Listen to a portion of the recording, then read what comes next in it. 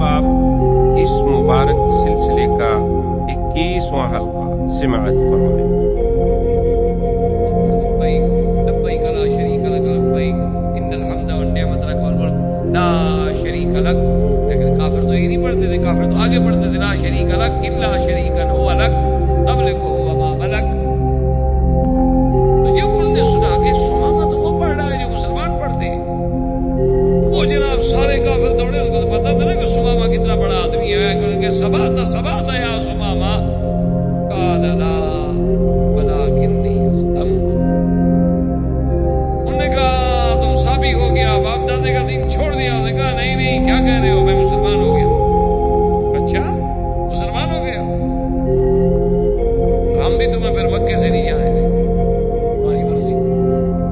उमरा खत्म किया, काफिरों ने पकड़ के कैद कर दिया। हम तुम्हें थोड़ा छोड़ देंगे, तुम मुसलमान हो जाओ। उसने कहा मक्के वालों तुम मुझे छोड़ो या ना छोड़ो, मैं तो मुसलमान हो गया। एक बात याद रख लो, मेरा कत्ल करना सौदा बड़ा महंगा है। उन्होंने कहा नहीं नहीं, हम देख लेंगे। तो ठीक है, हमारी मर्जी। वो उसको गिरफ्तार करके लेकर जा रहे थे तो एक आदमी उसको अपने इलाके का मिल गया। उसने कहा कि मेरे कबीले को कह देना कुरैश ने मुझे गिरफ्तार कर लिया, उस इलाके से इनको एक गंदम का दाना ना गुजरने दो, कोई इनका तजारती वफद है लूट। और अपने इलाके में एक जर्रा कोई ग़िज़ाई अजनास नहीं गुजरने देनी। और सारी ग़िज़ाई अजनास आती थी यमामा से, तमामा से, सारा इलाका तो वही आबाद था। अब जनाब जब इनको खबर मिली कि तमामा ने ये कर दिया, उन्होंने कहा अच्छा देखो हम आपको छोड़ देते हैं, तुम फिर ऐसा ना करो। उन्होंने कहा अब मेरी मर्जी है, छोड़ो कत्ल करो तुम्हारी मर्जी, मैं कोई माफी शाफी नहीं मांगता। मैं एक कबीले का सरदार हूं और मुझे बदला लेना आता है। तुम क्या हो कुरैश, तुम्हारी तादाद तो 2000 मुकातिल भी नहीं है, मेरे पास तो 70,000 मुकातिल है। क्या बच्चों वाली बात करते हो, मुझे 2 सजाएं मौत देते हो तो दे दो, मैं अपना बदला लूंगा। उन्होंने कहा जी जाओ, तुम मेहरबानी करो हमसे। उन्होंने कहा ठीक चल पड़। वहां जाने के बाद उसने पूरा पाबंदी लगा दी। अब कुरैश मरने लग गए, इतने मजबूर हुए कि एक वफद भेजा मदीने मुनव्वरा में कि हुजूर हम पर रहम करें, हमारा तो नातका बंद हो गया। कहा हुजूर हम कहां जाए, ठीक है आपका हमारा इख्तलाफ अपनी जगह पर है, आपकी हमारी जंग अपनी जगह पर है, लेकिन हम आपके कबीले के लोग हैं, आपके अजीज हैं, रिश्तेदार हैं, अब यही चाहते हैं भूखे मर जाए। मेहरबानी करें आप समामा को आदमी भेजे, वो तो कोई एक दाना नहीं गुजरने देता अल्लाह का बंदा वहां से। हजूर सल्लल्लाहु अलैहि वसल्लम को राम आ गया। हजूर ने फरमाया अच्छा हम उसको पैगाम भेजते हैं और हमसे भी जो मदद होगी हम करेंगे। हजूर ने पैगाम भेजा, उसने कहा या रसूलल्लाह अब ये आपका हुक्म है, अब आप तो मुझे जो भी हुक्म दें आप कहें तो मैं अपने सर पे भी यहाँ ग़िज़ा लेकर उनको पहुंचाने के लिए तैयार हूँ। अगर आपका हुक्म ना आता तो फिर मैं कुरैश को समझता कि कुरैश क्या है। इन्हीं असना में ये सब वाक़यात जो है तकरीबन 5 हिजरी के वाक़यात हैं। ग़ज़वा खंदक, ग़ज़वा अहज़ाब, इसी तरह बनी कुरैदा को सजा, फिर हजूर सल्लल्लाहु अलैहि वसल्लम का बनी गतफान, बनु फजारा, बनी सुलैम और उन तमाम अहावीश और उन तमाम कबाइल के खिलाफ एक्शन के हत्ता के हजूर सल्लल्लाहु अलैहि वसल्लम यानी बेज़ात ही चलते चलते मदीने मुनव्वरा से आप अंदाज़ा फरमाएं कि वादी उस्मान में पहुंचे और 10 सहाबा जिनकी क़ियादत हज़रत अबू बकर कर रहे थे वो तो मक्के में भी पहुंचे। यानी अंदाज़ा फरमाएं कि वजह क्या थी कि हुजूर का वो फरमान अब अल्लाह ने सच्चा कर दिखाया था कि नहनु नग़ज़ू कुरैशन लम यग़ज़ूना बअदल यौम, आज के बाद हम कुरैश पर हमला करेंगे, हम कुरैश पर चढ़ाई करेंगे, लेकिन अब कुरैश को इतनी ताकत नहीं होगी कि हम पर हमला करें। इसी वाक़यात में अल्लाह तबारक व तआला ने सूरत अल-अहज़ाब, कुरान पाक की सूरत का नाम भी सूरत अल-अहज़ाब है, उसमें अल्लाह तबारक व तआला ने ये बात बयान फरमाई है कि अशिहतन अलैकुम फइज़ा जाअल खौफ रअयतहुम यंज़ुरून इलैका तदूरु अअयुनुहुम कल्लज़ी युग़शा अलैहि मिनल मौत। मेरा मदनी जब खौफ आए, डर आए तो ऐसे देखते हैं आपकी तरफ जैसे इनकी आंखें मौत से फटी जाती हैं, मौत आ गई। फइज़ा ज़हबल खौफ, जब खौफ चला जाए सलकूकुम बिअल्स اشحۃ علی الخیر، پھر ان کی زبانیں اتنی تیز ہو جاتی ہیں کہ کاٹتے، اولئک لم یؤمنوا، وہ ہرگز ایمان نہیں، فاحبط اللہ اعمالهم وکان ذلک علی اللہ یسیرا، اور اللہ نے قرآن میں نقشہ کھینچا کہ یحسبون الاحزاب لم یذهبوا، یعنی ان منافقوں کو تو مدینہ منورہ میں رہتے ہوئے ابھی تک یہ خیال تھا کہ وہ لشکر نہیں گیا، یہ ابھی تک اس خیال میں مگن تھے کہ ابھی وہ قریش بیٹھے ہوئے ہیں، خندق کے اس طرف لشکر بیٹھا ہوا ہے، تھوڑا پیچھے ہٹ گیا، بس زیادہ سے زیادہ ان کو یہ خیال تھا، لیکن ان کو پتہ نہیں تھا کہ ہم نے ان کو اڑا دیا ہے۔ یحسبون الاحزاب لم یذهبوا وان یأتی الاحزاب یودوا لو انهم بادون فی الاعراب یسألون عن انبائکم ولو كانوا فیکم ما قاتلوا الا قلیلا، اور میرا مدنی یہ منافقوں کا جب یہ حال ہے، اگر یہ آپ کے ساتھ رہتے اور خندق کو چھوڑ کر نہ بھاگ جاتے پھر بھی نہ لڑتے، کیونکہ جب دل آپ کے ساتھ نہیں۔ لقد كان لكم في رسول الله اسوة حسنة لمن كان يرجو الله واليوم الآخر وذكر الله كثيرا فلما رأى المؤمنون الأحزاب قالوا هذا ما وعدنا الله ورسوله وصدق الله، اور جب وہ احزاب لشکر آئے تو جو مومن تھے انہوں نے جب دیکھا انہوں نے کہا کہ بالکل اللہ کا جو وعدہ ہے سچا ہے، اللہ کے نبی نے جو کہا تھا سچا ہے، وما زادهم الا ایمانا وتسلیما، ان مومنوں کا تو اور ایمان بڑھ گیا، انہوں نے کہا یہ تو ہونا ہے، ہم پر حملے ہوں گے، ہمیں آزمایا جائے گا۔ من المؤمنین رجال صدقوا ما عاهدوا الله علیہ، میرا مدنی ان مومنوں میں ایسے لوگ ہیں جنہوں نے سچا کر دکھایا جو اللہ کے ساتھ وعدہ کیا تھا، ومنهم من قضى نحبه ومنهم من ينتظر وما بدلوا تبدیلا، بعض لوگ ایسے ہیں جو اللہ کے راستے میں اپنی بات پوری کر گئے، بعد ابھی انتظار میں ہیں، وہ ہرگز نہیں بدلے۔ لیجزی اللہ الصادقین بصدقہم، اللہ ان سچوں کو سچ کا بدلہ دیں گے، ویعذب المنافقین ان شاء، اور چاہے تو منافقوں کو عذاب دیں، او یتوب علیہم ان اللہ کان غفورا رحیما۔ اور میرے مدنی ہم نے آپ کی کیسے مدد کی، ورد اللہ الذین کفروا بغیظہم لم ینالوا خیرا، کافر اپنے غصے میں کھولتے ہوئے واپس چلے گئے، کچھ بھی نہ ملا۔ وکفی اللہ المؤمنین القتال، اللہ نے مومنوں کو قتال سے بھی بچا لیا۔ وکان اللہ قویا عزیزا وانزل الذین ظاہروہم من اہل الکتاب من صیاصیہم، اور میرے مدنی ہم نے اتارا اہل کتاب کو، وہ بنی قریظہ، ان کو اپنے ان کے قلعوں سے ہم نے اتارا۔ وقذف فی قلوبہم الرعب، ہم نے ان کے دلوں میں آپ کا رعب ڈالا۔ فریقا تقتلون وتأسرون فریقا، ان میں سے ایک پارٹی ایک جماعت کو قتل کیا گیا، ایک کو قید کیا گیا۔ وأورثکم ارضہم ودیارہم واموالہم وارضا لم تطئوها، اور میرا مدنی ہم نے آپ کو ان کی زمینوں کا، ان کی حویلیوں کا وارث کیا۔ وکان اللہ علی کل شیء قدیر، اور اللہ تبارک و تعالی ہر چیز میں قدرت رکھنے والے ہیں کہ ہم نے اپنی قدرت سے اسلام کو غالب کیا، کفر کو مغلوب کیا، اور مدینہ منورہ کی قوت اقتدار کو زیادہ سے زیادہ استحکام بخشا۔ اللہ تعالی عالم۔ اعوذ باللہ من الشیطان الرجیم، بسم اللہ الرحمن الرحیم۔ ان الذین جاءوا بالافک عصبۃ منکم لا تحسبوه شرا لکم بل هو خیر لکم،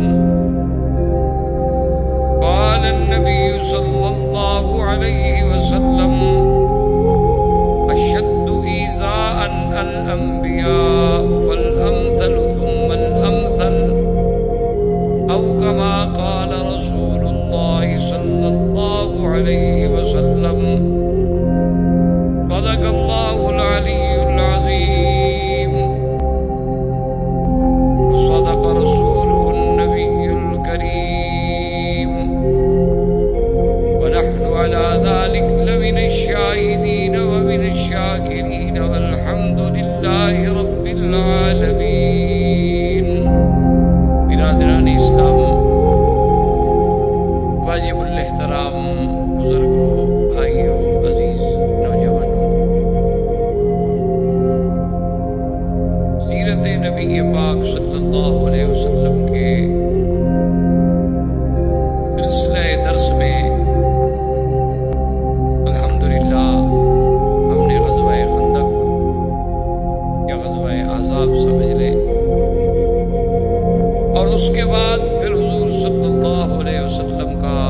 بنی قریظہ پر محاصرہ، اور اللہ نے حضور صلی اللہ علیہ وسلم کو کامیابی عطا فرمائی۔ یہود کو ذلت و خواری نصیب ہوئی کہ ان کے مقاتلین کو قتل کی سزا دی گئی، اور ان کے باقی جو غلام تھے، عورتیں تھیں، وہ ذراری بن گئے، اور پورا مال غنیمت جو تھا وہ بھی مسلمانوں کو مل گیا۔ اس کے بعد حضور صلی اللہ علیہ وسلم نے یہ فیصلہ فرمایا کہ غزوہ احزاب جن لوگوں نے قریش کے ساتھ مل کر، یہود کے ساتھ مل کر مدینہ منورہ پہ چڑھائی کی، ان کو سزا دینی چاہیے تاکہ آئندہ کوئی قبیلہ جرأت نہ کرے۔ تو حضور صلی اللہ علیہ وسلم نے مختلف سرایا بھیجے، کیونکہ اس میں بنی فزارہ نے بھی حملہ کیا تھا، بنو سلیم نے بھی حملہ کیا، سلیم نے بھی حملہ کیا تھا، بنو غطفان نے بھی حملہ کیا تھا، احابیش نے بھی حملہ کیا تھا، یہود نے بھی حملہ کیا تھا، قریش نے بھی حملہ کیا تھا، بنو ثقیف نے بھی، بڑے بڑے قبائل سارے اکٹھے ہوئے تھے۔ تو تمام اطراف میں حضور صلی اللہ علیہ وسلم نے اپنے سرایا بھیجے، صحابہ کو بھیجا کہ ان کے ساتھ جنگ کریں۔ تو انہی واقعات میں سے زید بن حارثہ رضی اللہ تعالی عنہ کو حضور نے لشکر دے کر بھیجا کہ وہ بنو سلیم جو ہے ان کا مقابلہ۔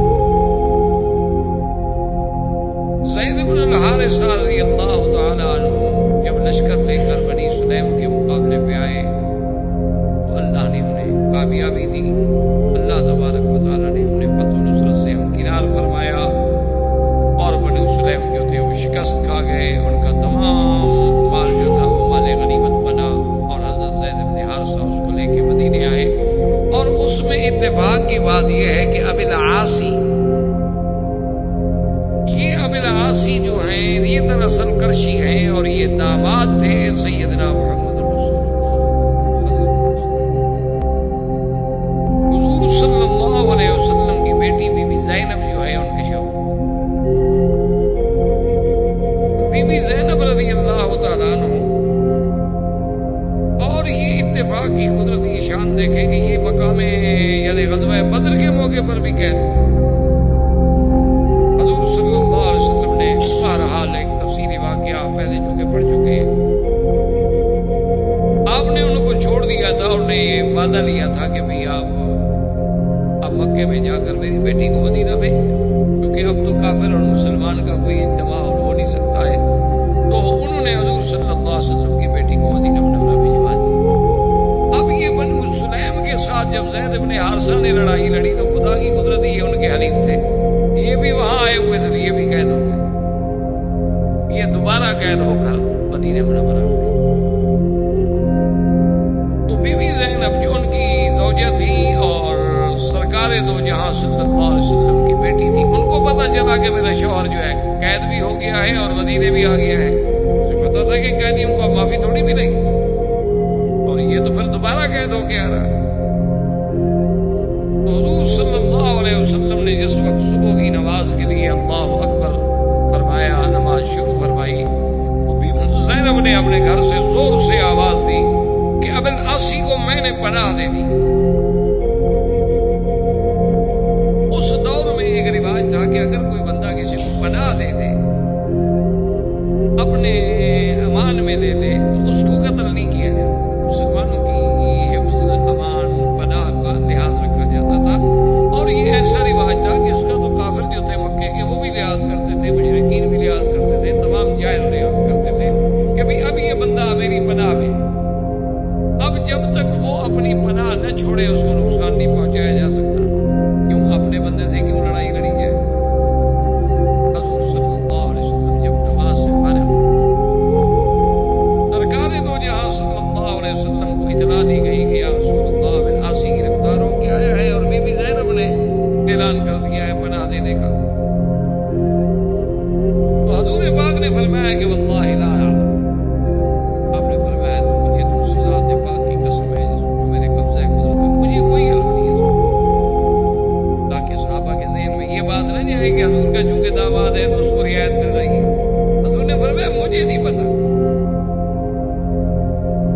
کہ کیا واقعہ ہوا ہے اور میری بیٹی نے پناہ دی ہے تو کیوں دی ہے. بہرحال اب یہ معاملہ ان مجاہدین کے ہاتھ میں ہے جو ان کو گرفتار کر کے لائیں. اگر وہ چاہتے ہیں تو پناہ قبول کر لیں، اگر وہ چاہتے ہیں تو پناہ قبول نہ کریں. اس معاملے میں دخل نہیں. زید بن حارثہ رضی اللہ تعالیٰ عنہ کو بلایا گیا اور ان مجاہدین صحابہ کو بلایا گیا جنہوں نے وہ جنگ لڑی تھی. ان کے سامنے جب یہ مسئلہ رکھا گیا تو انہوں نے کہا کہ عجیب بات ہے کہ جس کو حضور کی بیٹی پناہ دے چکی ہوں تو ہم اس کو کیسے پناہ نہ دیں. انہوں نے کہا کہ یا رسول اللہ صرف پناہ نہیں ہے بلکہ ہم اپنے قیدی کو بالکل چھوڑتے ہیں اور بغیر کسی فدیے کے، اس سے کچھ نہیں لیں گے ہم، اور اس کا جو مال ہم نے پکڑا ہوا ہے وہ بھی اس کو ہم واپس کریں گے. آخر وہ بات ہے ہم دنیا میں قیدی ہوتے رہتے ہیں، چھوٹتے رہتے ہیں، بھاگ جاتے ہیں، مارے جاتے ہیں، گرفتار ہو جاتے ہیں. آخر کچھ ہوا آپ کا داماد ہے اور پھر آپ کی بیٹی نے پناہ دے دی ہے تو ہماری تو یہ قوم میں مسائل ہے. اگر کوئی پناہ اور دے دیتا پھر بھی تو آخر ہم قبول کرتے. تو بہرحال انہوں نے فیصلہ کر دیا. حضور صلی اللہ علیہ وسلم فرمایا کہ بھائی چونکہ یہ معاملہ مجاہدین کا ہے اور ان کا حق ہے، یہ ان کا قیدی ہے اور اس کا مال جو ہے ان کے لیے مال غنیمت کا حصہ ہے، وہ جانے اور فیصلہ جانے. صحابہ نے ابی العاصی کو چھوڑ دیا. ابی العاصی اپنے پورے سامان کے ساتھ باعزت طور پہ بری ہو کر مکے میں جب مکے میں آئے تو ان کے پاس لوگوں کی بڑی امانات تھیں. آپ نے لوگوں کو بلایا اور لوگ بھی بڑے خوش ہوئے. کبھی ابی العاصی واپس آ گیا، ابی العاصی واپس آ گیا. آخر قبیلے کا آدمی تھا، سارے لوگ اکٹھے ہو گئے. اس نے ایک ایک امانت سب کو پہنچائی اور اس کے بعد انہوں نے پوچھا کہ بھئی کوئی آدمی مکے میں ایسا رہ گیا ہے جس کی کوئی امانت کوئی چیز میرے پاس ہو. انہوں نے کہا کہ لا واللہ ما وجدناک الا صادقا وفیا، کہ ابی العاصی ہم نے آپ کو سچا بھی پایا، ہم نے آپ کو امانت والا بھی پایا کہ آپ نے ہماری ہر چیز ہمیں محفوظ لوٹا دی ہے. تو اس نے کہا کہ دیکھو اگر تم میری صداقت اور میری عدالت کی گواہی دے رہے ہو تو پھر آج اس بات کے بھی گواہ ہو جاؤ کہ اشہد ان لا الہ الا اللہ واشہد ان محمد رسول اللہ. میں نے اسلام قبول کر لیا ہے. میں نے مدینے میں اس لیے اسلام قبول نہیں کیا کہ لوگ کہیں گے قیدی تھا اس لیے اسلام قبول نہیں کیا، اور میں نے راستے میں اس لیے قبول نہیں کیا آپ کہیں گے کہ ہماری امانتیں کھا گیا. اب میں نے ہر کسی کو اپنی چیز لوٹا دی ہے. میری حریت ہے، میری آزادی ہے. آپ کو اگر ایک مذہب اختیار کرنے کا حق ہے تو مجھے بھی ایک مذہب اختیار کرنے کا حق ہے. میں نے مدینے میں جا کر جو نماز دیکھی ہے، میں نے جو قرآن سنا ہے، میں نے جو مسلمانوں کا امن دیکھا ہے، ان کا عمل دیکھا ہے، حضور پاک کے ساتھ ان کی محبت دیکھی ہے، تو میرے دل میں اللہ کی اس دین نے اتنا اثر کیا ہے کہ میں سمجھتا ہوں کہ دین اسلام حق ہے. اور تم مکے والے گواہ ہو جاؤ، میں اسلام کا اعلان کر رہا ہوں. اور اللہ کی شان ہے وہ اسلام قبول کر کے مدینہ منورہ تشریف لے آئے. اور جب مدینہ منورہ آئے تو حضور پاک نے بی بی زینب ان کی جو بیوی تھی ان کے گھر میں واپس بھیج. اصل میں یہ بات یاد رکھیں کہ یہ کتنے واقعات ہیں جو الحمدللہ ہم اول سے لے کر آج تک پڑھ رہے ہیں، یا آئندہ اللہ جتنی توفیق عطا فرمائیں گے ہم پڑھیں گے. اس میں سیرت کا معنی یہ ہوتا ہے کہ حضور کی زندگی کا ہر عمل اور ہر عمل کا ہر پہلو جو ہے وہ امت کے سامنے آئے کہ جنگ میں حضور کا کیا کردار، دشمن کے ساتھ حضور کا کیا معاملہ ہے، اپنی بیٹیوں کے ساتھ حضور کا کیا معاملہ ہے، مجاہدین کے ساتھ حضور کا کیا معاملہ ہے. تو یہ سارا آپ کا ہر عمل، ہر قول، ہر فعل اور زندگی کا ایک ایک لمحہ جو ہے وہ سیرت طیبہ ہے اور سیرت کا حصہ ہے. اور مسلمانوں کے لیے اس میں درس ہے، سبق ہے، دعوت ہے، ہدایت. اب حضور صلی اللہ علیہ وسلم نے بی بی زینب ان کے گھر میں واپس بھیج دی. تو یہیں سے علماء نے مسئلہ نکالا ہے کہ اگر زمانہ جاہلیت میں کسی مرد و عورت کا نکاح تھا اور بعد میں وہ دونوں مسلمان ہو گئے تو دوبارہ نکاح کرنے کی ضرورت نہیں ہے. اسی نکاح کو نکاح تصور کیا جائے گا، چونکہ ابی العاصی کا نکاح زمانہ جاہلیت میں ہوا تھا جب ابی العاصی کافر تھا. لیکن جب ابی العاصی اسلام لے آیا، بی بی زینب بھی مدینہ منورہ میں تشریف لے آئیں اور وہ بھی اسلام سے مشرف ہو گئی، حضور کی بیٹی ہیں، تو اب حضور نے یہ نہیں حکم دیا کہ بھی دوبارہ نکاح کرو، اسی نکاح کو حضور صلی اللہ علیہ وسلم نے قائم کیا۔ اسی طرح حضور صلی اللہ علیہ وسلم کا اپنا نکاح مبارک جو ہے، جو بی بی خدیجہ سے ہوا تھا، تو حضور کی عمر مبارک 25 سال تھی، اور اس وقت تو اسلام قرآن نازل ہی نہیں ہوا تھا۔ اور وہ نکاح پڑھانے والے کون تھے؟ ابی طالب، حضور صلی اللہ علیہ وسلم کے چچا، ان نے خطبہ پڑھایا تھا۔ مشرکین مکہ باقاعدہ نکاح پڑھتے تھے، باقاعدہ گواہ ہوتے تھے، باقاعدہ خطبہ ہوتا تھا۔ اب حضور پر جب قرآن نازل ہوا، شریعت نازل ہوئی، تو اب تجدید نکاح نہیں کی گئی، اسی نکاح کو قائم رکھا۔ اس سے علماء نے مسئلہ نکالا، یہی کام ہوتا ہے فقہا کا، جو لوگ یہ سمجھتے ہیں نا جی قرآن و حدیث جب موجود ہے تو پھر ہمیں امام ابو حنیفہ کی اور امام شافعی کی اور امام مالک کی اور امام احمد بن حنبل رحمۃ اللہ علیہ کی کیا ضرورت ہے؟ ان کی یہی ضرورت ہوتی ہے کہ وہ حدیث تو آپ بھی پڑھیں گے، میں بھی پڑھوں گا، واقعہ تو آپ بھی پڑھیں گے کہ حضور صلی اللہ علیہ وسلم ابلاسی آ گئے، بی بی زینب واپس ہو گئی، لیکن یہ مسئلہ وہ فقیہ سمجھے گا کہ بھئی اس کا مطلب ہے کہ اسی عقد سابق کو، اسی نکاح سابق کو حضور نے نکاح تسلیم کیا۔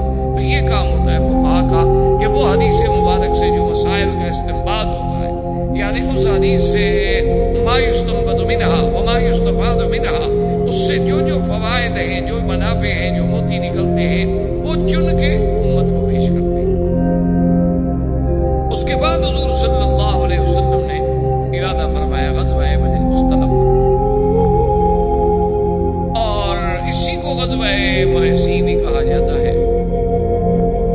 اصل اس کی غزوے کی سبب یہ تھا کہ بنی المصطلق کا جو سردار تھا حارث بن ضرار، یہ بہت بڑا سردار تھا ان کا، اور یہ بہت بڑا قبیلہ تھا۔ حارث بن ضرار کو جب پتہ لگا کہ مسلمان روزانہ حملہ کر رہے ہیں، کبھی اس قبیلے پہ، کبھی اس قبیلے پہ، کبھی اس قبیلے پہ، حالانکہ وہ یہ نہیں سمجھا کہ مسلمان تو ان کو تو ادب سکھا رہے ہیں کہ ظالموں تمہارے ساتھ تو ہماری کوئی جنگ نہیں تھی، تم کیوں مدینہ منورہ پہ چڑھ دو؟ مسلمان خود تو نہیں لڑ رہے۔ اور یاد رکھیں مسلمان کبھی فساد نہیں کرتے، اسلام کبھی فساد نہیں کرتا۔ جہاد اور فساد میں تو آسمان و زمین کا فرق ہے، جہاد اور فساد ایک نہیں ہوتا۔ اسلام نے پوری تاریخ اسلام اٹھا کر دیکھ لیں، جہاں جہاں بھی اللہ نے اسلام کو قوت دی ہے اور طاقت دی ہے، اسلام نے تو امن، سلامتی، رواداری، معافی کا اپنا کردار پیش کیا ہے۔ وہ کہیں فاتح بن کر فتح کے نشے میں آ کر اس نے ایسا نہیں کیا ہے کہ مفتو قوموں کی عزتیں اجاڑ دے، اس نے تو سب کی حفاظت کی۔ لیکن حارث بن ضرار کے دماغ میں یہ بات آئی کہ بھی مسلمان ہر قبیلے سے لڑ رہے ہیں، تو کیوں نہ ہم اپنے قبیلے کو پہلے سے تیار کر کے مسلمانوں پہ حملہ کر دیں۔ اس نے جنگ کی تیاری شروع کی، اور حضور صلی اللہ علیہ وسلم کو خبر ملی کہ حارث بن ضرار جو ہے، قبیلہ بنی المصطلق جو ہے، وہ اپنی لشکر جو ہے تیار کر رہے ہیں مدینہ منورہ پر چڑھائی کرنے کے لیے۔ حضور کو جب خبر ملی تو حضور نے فرمایا نحن نغزو فلم یغزونا، ہم چڑھائی کریں گے، وہ نہیں چڑھائی کر سکتے۔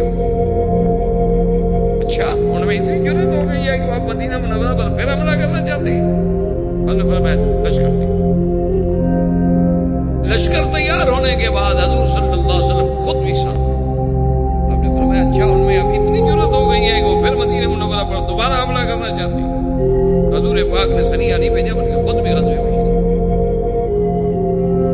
اور اس کا بڑی تفصیل سے واقعہ ہے۔ بہرحال قصہ ہے مختصر کہ اللہ نے حضور صلی اللہ علیہ وسلم کو فتح دی۔ حارث بن ضرار جو تھا، اور اتفاق ایسا ہے کہ وہ فتح بھی ایسی ہوئی، ایسی فتح ہوئی کہ ایسی فتح کا کوئی تصور ہی نہیں کر سکتا کہ جنگ شروع ہوتے ہی ان کا سردار حارث بن ضرار اور 10 آدمی جو تھے مارے گئے، اور ان کا پرچم گر گیا، اور سب لشکری جو تھے انہیں ہتھیار ڈالے۔ یہ تو ایک ہی حملے میں مسلمان نے ہمارے 10 بڑے بڑے سورما جو تھے مار ڈالے، تو آگے کیا ہوگا؟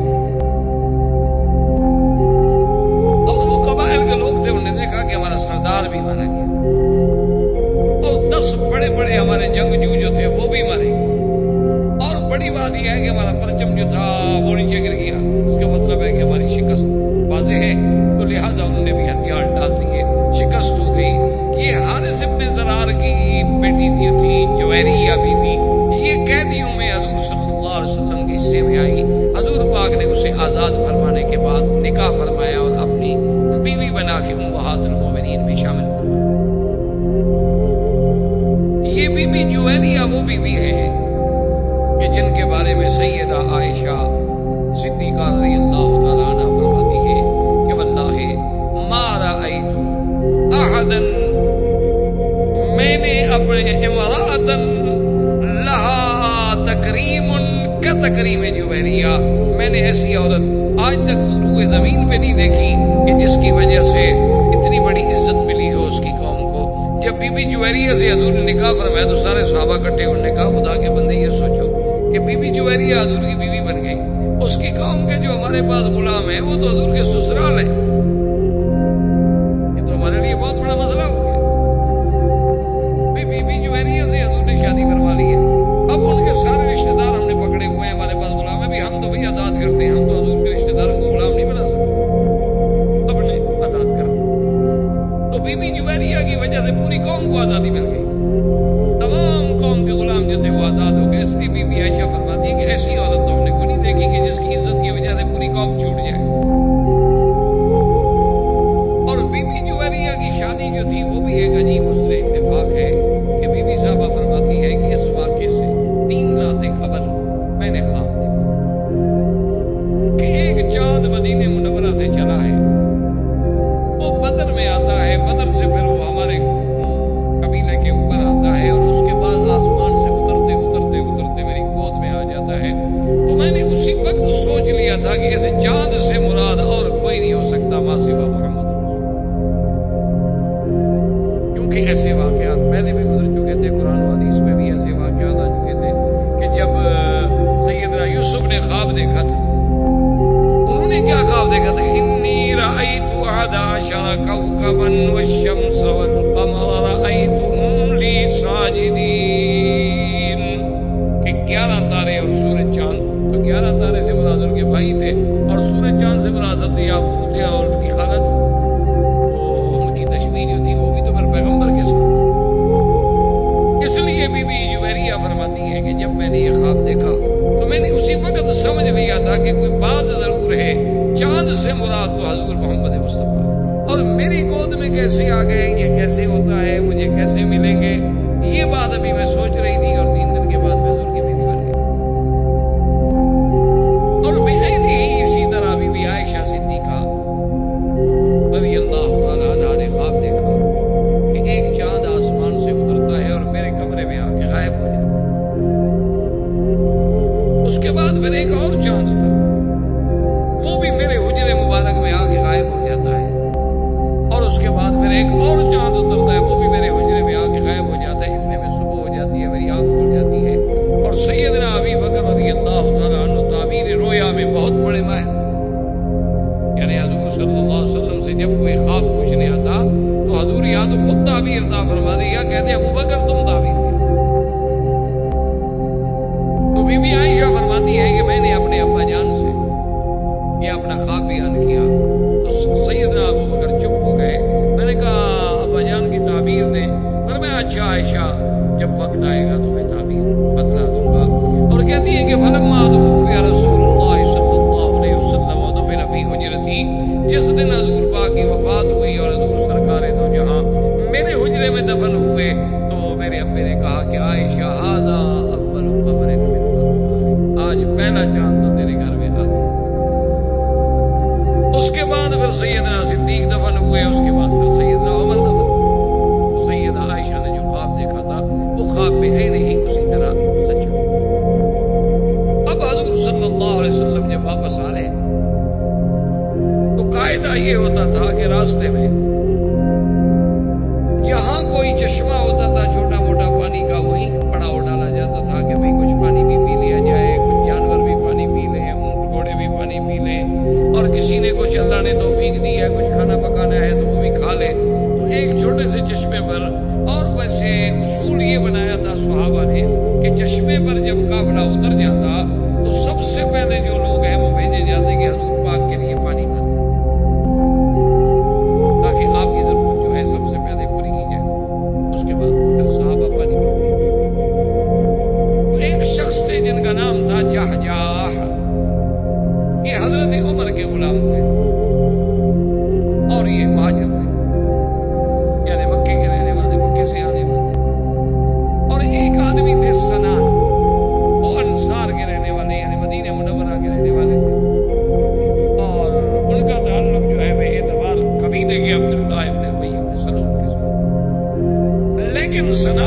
ایمان پہ پکے. اب جب جا پہنچے، یہ حضرت عمر کے خادم تھے، مشکینہ لے کے پہنچے کہ حضور کے لیے اور ابو بکر عمر کے لیے پانی بھر دیں. سنان پہنچے، انہوں نے کہا میں پانی بھروں گا. انہوں نے کہا تمہیں پتہ نہیں ہے کہ پہلے پانی ہم بھریں گے؟ انہوں نے کہا نہیں میں بھروں گا. اسی میں دونوں کی اللہ رحمت فرمائے تھوڑی بات بڑھتی گئی تو وہاں ایک لکڑی پڑی تھی، تو اس نے لکڑی اٹھا کے مار دی سنان. کیا جان انسان ہے اور شیطان تو یجری کا وجہ دم، شیطان تو ایسے دوڑتا ہے نا انسان کو جیسے خون گردش کرتا ہے. تو جب ان کو لکڑی لگی تو اس نے کہا یا للانصار، اور جا نے کہا یا للمہاجرین.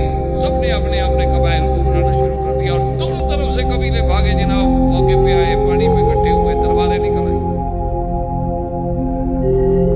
عرب لوگ جو تھے یہ تو آپ کو پتہ ہے نا، یہ قبائل کی زندگی تھی. یہ تو چھوٹی چھوٹی سی بات پر قتل کر دینا، لڑائی، یہ تو معمولی سی بات. یعنی اگر آپ ان کی تاریخیں اٹھا کے دیکھیں تو حیران ہوں گے کہ ایک دفعہ ان کی ایک بڑی مشہور لڑائی ہے، وہ پتہ ہے کیوں ہوئی تھی؟ اس کا سبب یہ تھا کہ دو قبائل کے سردار، ان دونوں کے باغ تھے بڑے بڑے. ایک آدمی کا باغ مشرق میں تھا، ایک کا باغ مغرب میں تھا، اور دونوں باغ آمنے سامنے نظر آتے تھے باقاعدہ. تو ایک بار اسے کوئی پرندہ، کوئی چڑیا، اللہ عالم یا کیا پرندہ تھا، وہ اڑا. اڑنے کے بعد دوسرے کے باغ میں آیا تو اس نے کہا تمہارے باغ سے چڑیا اڑ کے میرے باغ میں کیوں بیٹھے؟ اس پہ لڑائی شروع ہوئی اور 300 آدمی مارے گئے کہ وہ چڑیا ادھر کیوں آئی تھی. اور اس کا کوئی علاج ہے. اسی طرح بھی آپ دیکھ لیں افغانستان میں کیا ہو رہا ہے. یعنی تمام قبائل جو مشترک ہو کر مل کر روس سے لڑتے رہے، دشمن سے لڑتے رہے، اور جنہوں نے کمیونزم کے اس فلسفے کو ہمیشہ کے لیے سمندر میں غرق کر دیا، اور جنہوں نے اتنی بڑی قوت کو کہ جس میں پتہ نہیں شہر تھوڑے ہیں اور ایٹم بم زیادہ ہے، ان کو ٹکڑے ٹکڑے کر دیا، اور جن کے جوش سے برلن کی دیواریں ٹوٹ گئی. جب جنگ سے فارغ ہو گئے تو آپس میں اڑ گئے.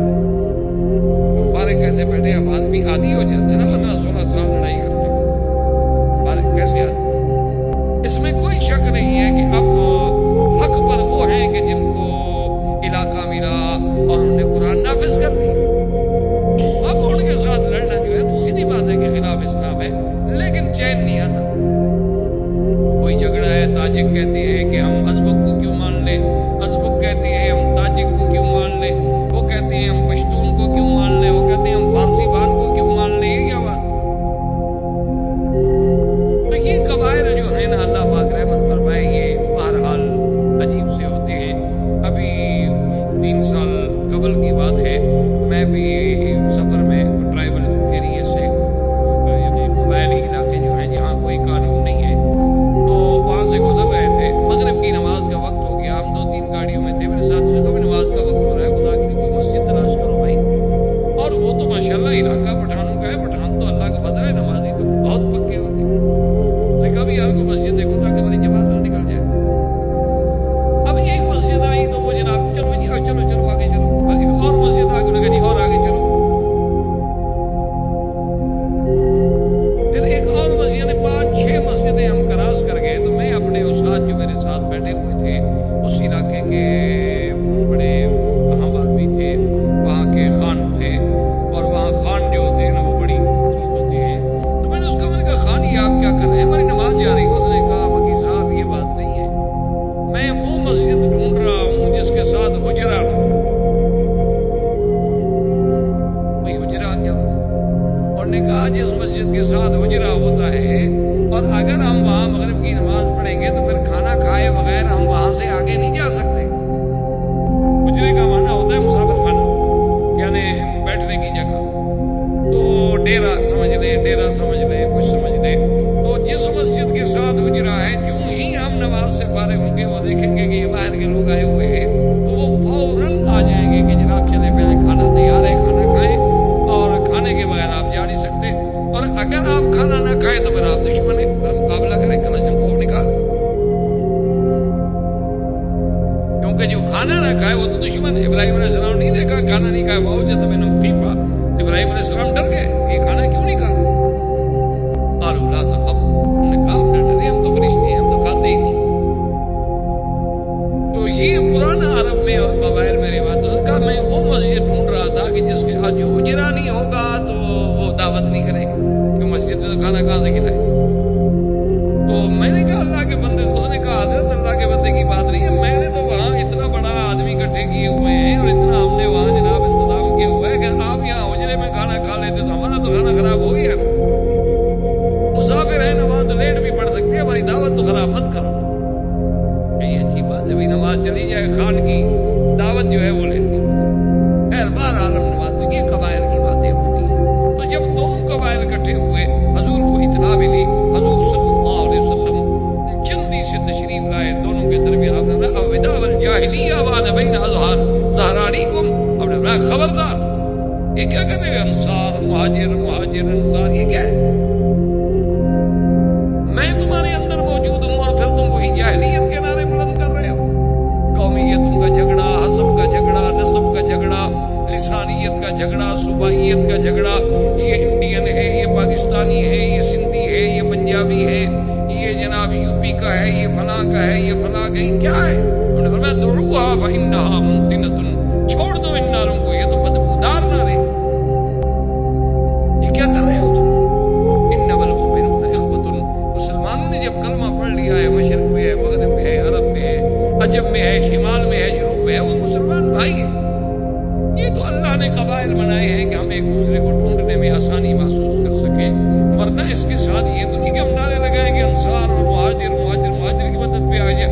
اب جناب کہیں جا کر وہ جھگڑا جو تھا تھما، اور اس کے بعد سنان جب واپس آیا، عبداللہ ابن ابی ابن سلول جو رئیس المنافقین تھا وہ بھی اس سفر میں ساتھ تھا، اس کو جب پتہ چلا اس نے کہا کہ اچھا اب یعنی وہ مہاجرین اتنے زور میں آ گئے ہیں کہ عمر کا ایک غلام جو ہے وہ بھی ہمارے بندوں کو لکڑیوں سے مارتا ہے۔ اور اس کے بعد اس بدبخت نے وہ جملہ کہا، اللہ معاف فرمائے، اللہ معاف فرمائے، عربوں کا ایک محاورہ ہے سمن کلبک یاکلک، کہ تم اپنے کتے کو اور کھلاؤ تاکہ تمہیں یہ کھا جائے گا، اس کو پالو اور کھلاؤ اور کھلاؤ، جب یہ موٹا تازہ ہو جائے گا، مضبوط ہو جائے گا تو ایک دن تمہیں کھائے گا۔ اس نے یہ جملہ کہا، اللہ معاف کرے، اس کے دل میں کس کی نیت تھی؟ بہرحال مسلمانوں کے خلاف تھی، صحابہ کے خلاف تھی۔ زید بن ارقم ایک صحابی تھے اسی کے قبیلے کے، یعنی تھے وہ بھی خزرج، وہ یہ باتیں سن رہے تھے۔ انہوں نے آ کر اپنے چچا سے کہا کہ میرے چچا عبداللہ ابن ابی یہ کہہ رہا، اور پھر اس نے کہا انصاریوں سے، اس نے کہا کہ یہ سارا تمہارا کیا درا ہے، تم نے مہاجرین کو باغ دیے، تم نے گھر دیے، تم نے مدینے میں ان کو آباد کیا، تم نے ان کو کھلایا، آج وہ سر پہ نہ چڑھے تو کیا ہو؟ اس لیے فیصلہ کر لو کہ لا تنفقوا علی من عند رسول اللہ حتی ينفضوا۔ اللہ نے قرآن پاک میں واقعہ بیان کر دیا، انہوں نے فیصلہ کر دیا، انہوں نے کہا کہ آج کے بعد خبردار کوئی ایک آدمی حضور کے پاس صدقہ، خیرات، زکات، مہاجرین کی امداد لے کر نہ جائے، جب ان کو کچھ نہیں ملے گا خود بخود بھاگ جائیں گے۔ یہ تو بڑے ہوئے اسی نہیں ہے کہ کھانے کو مل رہا ہے، بعض مفت مل گئے، لڑکیاں مل گئیں، عورتیں مل گئیں، مہاجر بن گئے جی۔ اور اس کے بعد انہوں نے یہ بھی فیصلہ کیا جس کو اللہ نے قرآن میں نقل کیا ہے کہ لَئِن رَجَعْنَا إِلَى الْمَدِينَةِ لَيُخْرِجَنَّ الْأَعَزُّ مِنْهَا الْأَذَلَّ، کہ جب ہم مدینے میں واپس جائیں گے تو ہم سے طاقتور جو ہے، قوت والے جو ہے، ہم ذلیل کمزوروں کو نکال دیں گے۔ مانا یہ تھا کہ اب نکالو مہاجرین کو، مدینہ تو ہمارا ہے، انصار کا، اوس و خزرج کا۔ جب زید بن ارقم کی معرفت حضور صلی اللہ علیہ وسلم کو اس خبر کا پتہ چلا، حضور صلی اللہ علیہ وسلم نے فرمایا زید صحیح کہہ رہے ہوتے کہ رسول اللہ میں نے خود سنا ہے، کبھی تو دن آیا۔ حضرت عمر نے کہا داری یا رسول اللہ، حضور مجھے اجازت دیں اضرب عنق ھذا المنافق، اس ظالم کی میں گردن اڑا دوں کہ ہمارے مدنی پاک کے بارے میں ایسی گستاخی کی بات۔ حضور نے فرمایا دع یا عمر، ایسا نہ کہو کہ 10 لوگ جو ہے پھر یہ کہیں گے ان محمد امر بقتل اصحابہ، اب تو محمد مصطفیٰ اتنے طاقت میں آ گئے ہیں کہ اپنے ساتھیوں کو بھی قتل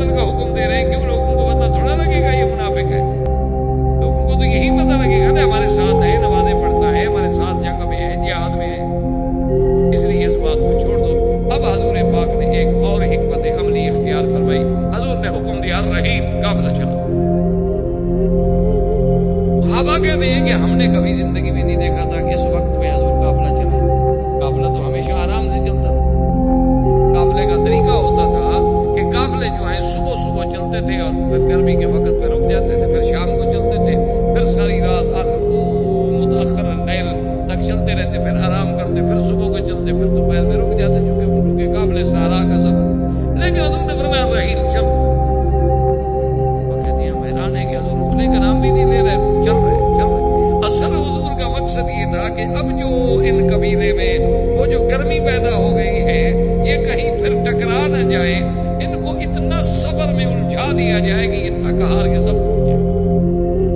حضور صلی اللہ علیہ وسلم کی حکمت عملی تھی کہ متبادل سفر، بس نماز کے لیے حضور رکتے اور کہتے چل، نماز کے لیے رکتے حضور کہتے چل، اب کہتے ٹھیک چل۔ تو لازماً الحمدللہ اس کا یہ اثر ہوا کہ وقتی طور پر وہ جو بات تھی کنٹرول، اور مدینہ منورہ یہ قافلہ پہنچ۔ لیکن خدا کی قدرت دیکھیں اور اللہ کی شان دیکھیں کہ ایسے واقعات میں اور ایسے سفر میں عظیم عظیم عبرتیں، عظیم عظیم واقعات، حوادث پیش آئے۔ کیونکہ سفر کا یہ عالم تھا، تیزی تھی، اور قاعدہ یہ ہوتا تھا کہ عرب زمانے میں عورتوں کے لیے اس کو کہتے تھے ہودج۔ ہودج کا معنی یوں سمجھ لیں آپ پالکی، جسے ہم کہتے ہیں ہندی اردو زبان میں، جیسے ہاتھیوں کے اوپر بنا لیتے ہیں، اسی طرح عربوں کے اندر اس کو کہتے تھے ہودج۔ ایک ایسی چھوٹی سی پالکی بنی ہوتی تھی، اس کو اونٹ کے اوپر باندھ دیا پلاٹ پہ، اس کے اوپر کپڑا ہوتا تھا، چھت ہوتا تھا، پردہ ہوتا تھا، اگر عورت ہو تو پھر اس میں مسافر۔ اور قاعدہ یہ ہوتا تھا کہ جب سفر کا وقت آتا تو حضور صلی اللہ علیہ وسلم کے ساتھ جو بیویاں ہیں وہ اپنے اپنے ہودج میں جا کے بیٹھ جاتی، وہ اٹھانے والے آگے ہودج کو اٹھا کے تو اونٹ پہ باندھ دیتے اور قافلہ چل پڑتا، حضور سب سے آگے ہوتے قافلہ۔ اب خدا کی شان یہ ہے کہ بی بی عائشہ سیدہ صدیقہ رضی اللہ تعالی عنہا وہ بھی اس سفر میں ساتھ تھی۔ وہ اپنے قضاء حاجت کے لیے، کیونکہ اس دور میں اور خاص طور پہ سفر میں کوئی حمامات ہوتے نہیں تھے، عورتیں ہوں یا مرد ہوں، تو پھر قافلے سے بہت دور کئی فرلانگ دور چلے جاتے تھے تاکہ کسی کو نظر بھی نہ آئے، کوئی آواز یا کوئی رائحہ خبیثہ، کوئی ایسی بدبو، کوئی ایسی چیز بھی کسی کو محسوس نہ ہو۔ تو ایک پردے کا طریقہ یہ ہوتا تھا کہ بہت دور نکل، بی بی عائشہ بھی دور نکل گئی، واپس جب آئی تو قافلہ چلا گیا۔ کہ قافلہ تو رکنے کا نام ہی نہیں لے رہا تھا نا، حضور چلا رہے تھے نا قافلے کو دھڑا دھڑ۔ اب بی بی عائشہ جب واپس آئی اس نے کہا بھی قافلہ چلا گیا اور صحرا کا سفر ہے، اب اگر میں پیچھے دوڑوں تو سوال ہی پیدا نہیں ہوتا کہ میں اونٹوں کو پکڑ لوں، آدھے گھنٹے کا بھی فرق پڑ جائے تو بس پھر تو قافلہ گیا۔ اور اگر میں نہ ڈھونڈوں تو اس نے کہا بی بی عائشہ نے کہ میں نے یہی سوچا کہ سب سے بہتر بات یہ ہے کہ بس اسی جگہ رہے، کیونکہ آخر کسی وقت تو حضور کو علم ہوگا نا کہ بی بی عائشہ نہیں ہے، کیونکہ حضور کی عادت مبارک تھی قافلے کو چلانے کے بعد وہ کبھی کبھی اپنی سواری جو تھی وہ عورتوں اپنے بیویوں کے اونٹوں کے قریب لا کے پوچھ لیتے تھے کہ کوئی تکلیف تو نہیں ہے، خیریت ہے، کوئی پانی کچھ نہیں ہے، پوچھ کے پھر چلے جاتے تھے۔ نے کہا کبھی تو حضور میرے اونٹ کے قریب آئیں گے نا، پوچھیں گے جب آواز نہیں آئے گا تلاش کریں گے، جب تلاش کریں گے تو یہ جگہ ڈھونڈنا تو قبیلے کے لیے آسان ہے، قافلے کے لیے، لیکن اگر میں خود عقل دوڑاؤں تو اس کا معنی یہ ہے کہ موت کے سوا چارہ کوئی۔ حضور صلی اللہ علیہ وسلم نے ایک اور انتظام بھی فرمایا تھا کہ ایک صحابی تھے جن کا نام تھا صفوان ابن معطل، بڑے شان والے۔ حضور نے ان کے ذمے ایک ڈپٹی لگائی ہوئی تھی کہ تم جو ہے کم از کم 4-6 گھنٹے قافلے سے پیچھے رہا اکیلے، راستہ تمہارا یہی ہوگا جس راستے پہ ہمارا قافلہ جانا، جہاں جہاں قافلہ پڑاؤ کرے گا اور وہاں سے وہ منزل چھوڑے گا تو تم 4-6 گھنٹے بعد وہاں پہنچو گے۔ وہاں آگے ذرا دیکھ لو کسی کی کوئی چیز رہ گئی ہو، کوئی تلوار رہ گئی ہو، کوئی سلا رہ گیا ہو، کوئی سامان رہ گیا ہو،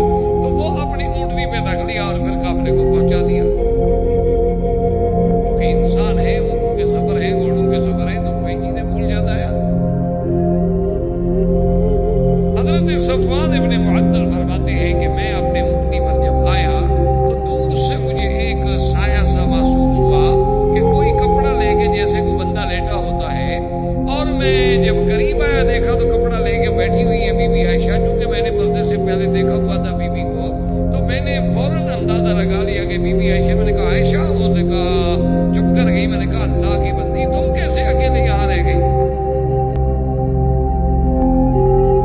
काफिला चला गया, तुम अकेली औरत। बीबी आयशा ने हज़रत सफ़वान फरमाते हैं कोई बात नहीं। और उसके बाद हज़रत सफ़वान ने सिर्फ यही कहा कि ला हौला वला ला हौला वला, ताकि अब कमाल है कि हुजूर इतने सफर में आपने बीबी का भी ख्याल नहीं फरमाया। तो बीबी आयशा कहती है कि वल्लाहि मा रअयतु रजुलन अमीनन वला करीम, मैंने ऐसा शख्स नहीं देखा सखी भी और अमन। उन्होंने आके मेरे करीब अपने को बिठाया और खुद दूर और पुष्ट देकर खड़े हो गए ताकि मैं ऊंट में बैठ जाऊं। ऊंट पे चढ़ते हुए बैठते हुए मुमकिन है औरत है ना, चादर उतर जाए, दुपट्टा उतर जाए, कुछ हो जाए। दूर खड़े हो गए। जब उनको तसल्ली हो गई कि अब मैं ऊंट पे बैठ गई होंगी, तो आए और महार पकड़ी और चले। हज़ूर सल्लल्लाहु अलैहि वसल्लम को रास्ते में इल्म हुआ, तो आपने फरमाया कोई बात नहीं, अल्हम्दुलिल्लाह खैर है, पीछे सफ़वान जो आ रहा, अब किसी को दोबारा भेजने की क्या जरूरत है कि हम तलाश करें? इसीलिए तो हमने एक आदमी रखा है काफिले को ढूंढने। तो खुलासा ये है कि बहरहाल मदीने मुनव्वरा के करीब पहुंचे, सारा काफिला बैठा हुआ है, हजूर बैठे हैं, सहाबा बैठे हैं, मुख्तलिफ इजमा है। और वो अब्दुल्लाह इब्न उबई जो है वो भी एक टोली में अपने साथियों के साथ बैठा हुआ है। रईसुल मुनाफिकीन जो था अब्दुल्लाह इब्न उबई इब्न सलूल, वो भी बैठा हुआ है। और दूर से हजरत सफ़वान आगे चलते हुए आ रहे हैं और उड़ते उड़ते खबर तो पहुंच गई कि बीबी आयशा रह गई थी और सफ़वान जो है उनको लेके आ रहा है। जब वो करीब आए तो उस बदबख्त ने कहा कि वल्लाहि मा नजा मिन्हा वला नजत मिन्हा। कहने लगा बहरहाल ये नहीं हो सकता कि वो इससे बच गई हो या ये उससे बच गया हो। एक जवान लड़की हो, एक जवान आदमी हो, सारा हो, अलहदा हो, ये हो नहीं सकता कि बच गई। नऊज़ुबिल्लाह सुब्हानल्लाह, यानी इतनी बड़ी बात। और ये बात आहिस्ता आहिस्ता आहिस्ता चल निकली। अब ये बात चल निकली। इत्तेफाक की बात यह है, बीबी आयशा फरमाती है कि जब मैं सफर से वापस आई तो मैं बीमार हो गई और मुझे कोई पता नहीं। और 20 दिन मुतवातिर मैं बीमार रही हजूर के घर में। और उस बीमारी में ये आलम था कि मुझे बुखार की तकलीफ थी और मेरे पास चूंकि मेरे अब्बा और अम्मा आते थे और कोई आता नहीं था। उनने जब मुझे बात ही नहीं बताई, मुझे क्या पता, लेकिन मैंने इतना जरूर महसूस किया कि हजूर की मोहब्बत में फर्क है। हजूर सल्लल्लाहु अलैहि वसल्लम का जो इल्तिफात था, जो हजूर का मोहब्बत थी और तवज्जो थी, मेरे साथ आगे बात करते थे, मुझे बहलाते थे, मुझे तसल्ली देते थे। खास तौर पे मुझे अगर बुखार हो या तकलीफ हो तो फिर हजूर काफी टाइम मेरे साथ बैठते थे। सिर्फ हजूर तशरीफ लाते और आगे इतना पूछ रहे थे कई फतीक हो, क्या हाल है उसका, उसके बाद अब बात और फैलने लग गई। बीबी आयशा फरमाती है कि मैंने जब देखा हजूर का एरास, हजूर की कोई तवज्जो ही नहीं, तो मैंने एक दिन हजूर से अर्ज किया कि या रसूलल्लाह अस्ताज़िन, मैं इजाजत लेना चाहती हूँ कि मैं अपने माँ बाप के घर चली जाऊँ।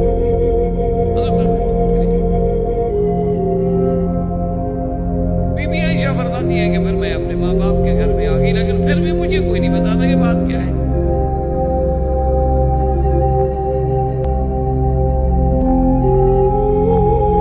तो एक रात में अपने हाजत इंसानी के कज़ा के लिए, क्योंकि उस जमाने में भी यही था कि घरों में कोई हम्माम नहीं, कोई बैतुल खला नहीं, कुछ नहीं, औरतें बाहर जाती थी दूर रात को निकल।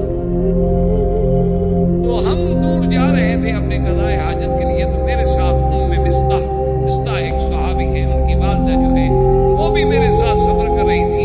उनका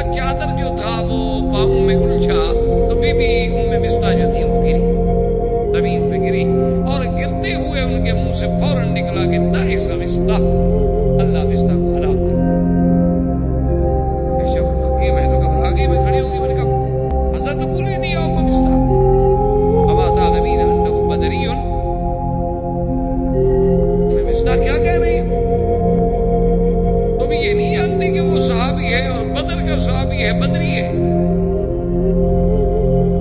تم اس کے بارے میں یہ بات کر رہی ہو؟ وہ کھڑی ہو گئی، انہوں نے کہا عائشہ تمہیں پتا نہیں؟ کیا؟ کہا تمہیں پتا نہیں کہ مصطح کیا کہہ رہا ہے؟ ابھی بھی کیا پتا مصطح کیا کہہ رہا ہے؟ تو صحابی ہے، بدری ہے، حضور کا غلام ہے۔ اس نے کہا کہ پھر مصطح نے مجھے سارا واقعہ سنایا کہ کیسے تم قافلے سے پیچھے رہ گئی، کیسے صفوان کے ساتھ پہنچی، عبداللہ ابن ابی ابن سلول نے کیا کہا، اس کے بعد یہ باتیں پھیلنا شروع ہو گئی تو اس میں میرا بیٹا مصطح، حمنہ بنت جحش اور حضرت حسان جیسا شاعر رسول اللہ، بڑے بڑے مسلمان بھی الجھ گئے، کیونکہ جب بات نکلتی ہے تو اثر رکھتی ہے۔ اسی لیے کسی نے کہا نا کہ جو بات نکلتی ہے اثر رکھتی ہے، پر نہیں طاقت پرواز مگر رکھتی ہے۔ اب بات اڑنی شروع ہو، پھر کس سے بنتے ہیں؟ پھر ہر آدمی اپنے عقل کے مطابق سوچتے کہ ہاں جی بات تو ٹھیک ہے، ایک نوجوان لڑکی ہو اور جنگل ہو، اکیلا مرد ہو، یار کیسے ہو سکتا ہے؟ ہر آدمی پھر اپنی سوچ سوچتا ہے۔ اختر کی بات کا لوگوں نے افسانہ کر دیا، لیکن اللہ نے جن کو اچھی سوچ دی ہے وہ اس وقت بھی اچھی سوچ دی۔ حضرت ابو ایوب الانصاری رضی اللہ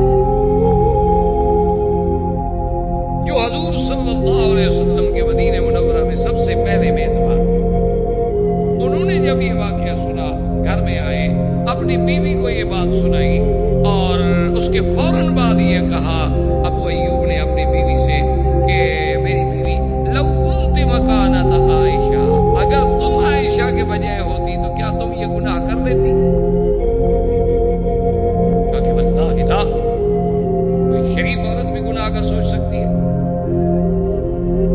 کوئی حرہ، کوئی آزاد، کوئی شریف، کوئی قبیلے کی عورت، خاندان کی عورت گناہ کے بارے میں تو سوچ ہی نہیں سکتی۔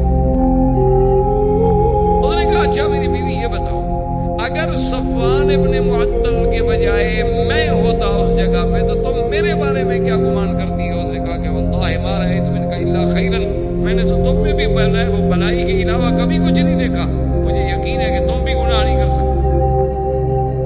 ابو ایوب نے کہا کہ اسمعی ان عائشہ خیرا منک وصفوان ابن المعطل خیر، کہ میری بیوی پھر سن لو، عائشہ تم سے بہتر ہے اور صفوان مجھ سے بہتر۔ جب ہم گناہ نہیں کر سکتے تو ان نے گناہ کیسے کیا ہوگا؟ جب ہم گناہ کے بارے میں نہیں سوچ سکتے تو جو ہم سے خیر ہے، جو ہم سے بہتر ہے، وہ کیسے گناہ کریں؟ لیکن بی بی عائشہ فرماتی ہے کہ جب میں نے یہ قصہ سنا تو میرے تو پھر دماغ سے ہر بات ہی اڑ گئی کہ اچھا حضور صلی اللہ علیہ وسلم کا نہ بولنا، حضور صلی اللہ علیہ وسلم کا عدم التفات، اس کی وجہ یہ ہے کہ اتنا بڑا حادثہ ہو گیا مدینے میں اور مجھے پتہ بھی نہیں۔ میں آئی بکئی تو میں نے رونے کے علاوہ میرے پاس کیا تھا؟ سرکار دو جہاں صلی اللہ علیہ وسلم نے مسجد نبوی میں اعلان فرمایا لوگوں سے کہ سب جمع ہو۔ جب سب لوگ جمع ہو گئے، حضور نے خطبہ پڑھا، حمد اللہ وثنا علیہ، اللہ کا حمد و ثنا بیان کیا، آپ نے فرمایا کہ یا ایھا الناس، لوگوں اب وہ بات بھی ہو گئی ہے کہ الناس یؤذونی فی اہلی، کہ لوگ مجھے میرے اہل کے بارے میں بھی تکلیف دینے پر آ گئے ہیں۔ اللہ ما علمت ولا اہلی خیر، اللہ کی قسم ہے میں نے تو اپنی بیویوں پہ، اپنے اہل پہ ماں سوائے بھلائی اور خیر کے کبھی کچھ گناہ غلطی دیکھی نہیں، لیکن لوگ مجھے ایذا دیتے۔ ایک صحابی تھے سید بن زید کھڑے، یہ سید اوس کے قبیلے کے ساتھ، انہوں نے کہا یا رسول اللہ ان کان من الاوس، حضور آپ پر تہمت لگانے والا، آپ کے گھرانے پر اعتراض کرنے والا اگر ہمارے قبیلے کا آدمی ہے، حکم کریں ہم اس کی گردن کاٹ کے پاؤں میں رکھیں، اور اگر وہ خزرج کے قبیلے کا آدمی ہے تو پھر سعد ابن عبادہ رئیس الخزرج کو حکم دیں گے اس کی گردن کاٹ کے رکھیں، یا ہمیں حکم دیں پھر ہم دیکھیں گے خزرج کے لوگ کیسے تہمت لگاتے۔ سعد ابن عبادہ کھڑے ہوئے، کہا تم جھوٹ بول رہے ہو، تمہیں پتا ہے کہ تمہارے قبیلے قبیلے کا آدمی نہیں ہے جس نے یہ حرکت کی.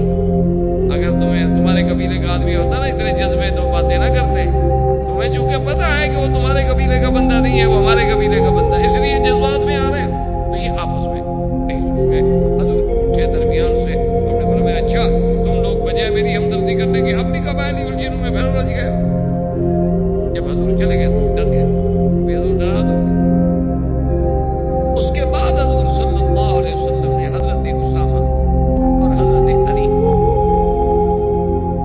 آپ نے فرمایا اسامہ جو کہ تم میرے بیٹے ہو, میرے بچے ہو, محبوب ہو, میرے بیٹے کے بیٹے ہو, اور ہمارے گھر میں آنا جانا, تمام بیویوں کے ساتھ ملنا, بچوں کی طرح ساتھ رہے ہو, تمہاری کیا رائے ہے, تم کیا سمجھتے ہو؟ نے کہا یا رسول اللہ خیرن, میں نے تو کبھی آپ کے گھر میں کوئی غلطی دیکھی نہیں, میں کیا بولوں.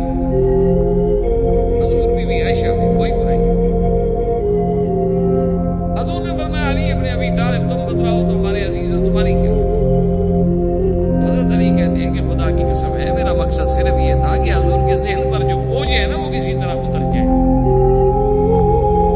میں نے کہا یا رسول اللہ ایک عورت کی وجہ سے اتنا اہمیت دینی اور اتنا دکھ پریشانی لے لینی کیا ضرورت ہے؟ آپ شادی کرنا چاہتے اور شادی کرو, کیا ہے؟ اگر ایسی کوئی بات ہے تو ایک عورت کا ہی ہے نا مسئلہ. اور اگر آپ تحقیق چاہتے ہیں تو پھر بی بی عائشہ کی جو خادمہ ہے بی بی بریرہ جو ان کی کنیز ہے ان سے تحقیق کریں, جو کہ کنیز 24 گھنٹے قریب رہتی ہے, اس کو زیادہ معلومات ہو سکتی. حضور نے فرمایا اچھا علی تم تحقیق. حضرت علی رضی اللہ تعالیٰ نے بی بی بریرہ کو بلایا اور کہا کہ بتلاؤ. اس نے کہا کہ علی خدا کی قسم واللہ ما علمت علیہ خیرا, میں نے تو بی بی عائشہ کا کبھی کوئی غلطی نہیں دیکھی. ہاں ایک دفعہ ایک غلطی دیکھی تھی کہ میں نے آٹا گوندا اور آٹا بی بی کو دے کے میں چلی گئی کہ اس آٹے کا خیال رکھنا. میں واپس آئی تو یہ کھیل رہی تھی اور آٹا جو تھا بکری کھا رہی تھی. یعنی غافل تو ہے, بچوں والی باتیں تو ہیں اس میں, اتنا تو ہے کہ غفلت کر جاتی ہے, کسی چیز کو سنبھال نہیں پاتی, لیکن یہ تو نہیں کہ میں نے اس میں کبھی گناہ دیکھا. حضرت علی غصے میں آ گیا اور نے کہا کہ بریرہ دیکھو سیدھی بات, یہ میرے نبی کی عزت کا مسئلہ ہے, اگر ایسی بات ہے تو میں تو تیری چمڑی نکالوں. انہوں نے کہا تمہاری جو مرضی ہے کہو, میں نے تو بی بی عائشہ میں کبھی گناہ دیکھا ہی نہیں, میں کیا کروں. یہ اصل وجہ تھی جو بی بی عائشہ اور حضرت علی کی ناراضگی ہو گئی, جس کو پر لوگوں نے بڑا چڑھا دیا.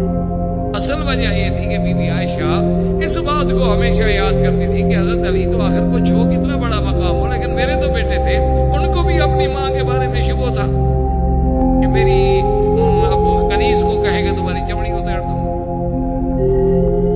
اور نبی سے کہتے ہیں کہ جی حضور بیوی کو چھوڑ دیں اور شادی کر لیں. اگر حضور غصے میں مجھے طلاق دے دیتے تو میں تو ساری زندگی کے لیے ماری جاتی. یہ کیسا میرا بیٹا ہے جو ایسے مشورے دے رہا. حالانکہ حضرت نے کہا کہ واللہ عائشہ خدا کی قسم حضور جب اتنے اداس تھے تو میں حضور کو کیسے تسلی دوں, حضور کو مطمئن کرنے کا تم مجھے بتاؤ میرے پاس کیا حال تھا. یہی تھا کہ دیکھو جی میں نے رکرانی کو ڈانٹا ہے, میں نے بی بی بریرہ کو ڈانٹا ہے, میں نے یہ تحقیق کی, میں نے یہ تحقیق کی, اور حضور کے دماغ سے بوجھ اتارنے کے لیے میں نے کہا حضور اگر آپ چاہتے ہیں تو چھوڑ دیں. تو یہ سارے واقعات ہونے کے بعد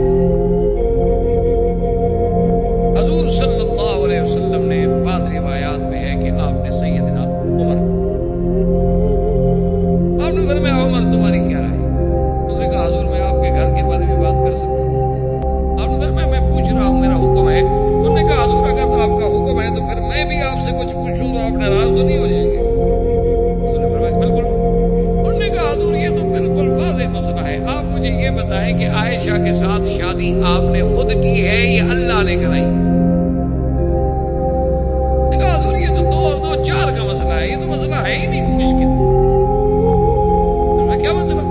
نے کہا حضور آپ یہ فرمائیں تزوجت بعائشہ او ان اللہ زوجک بعائشہ, آپ نے خود شادی کی یا اللہ نے کرائی؟ میں نے فرمایا عجیب بات کر رہے ہو, تو جبریل تصویر لے کے آئے, اللہ کے حکم سے شادی ہوئی.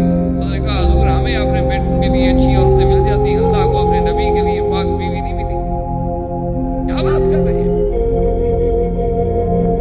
یعنی اللہ نہیں ڈھونڈ سکے اپنے نبی کے لیے کوئی اچھی لڑکی. اور انہوں نے کہا حضور اچھا مجھے یہ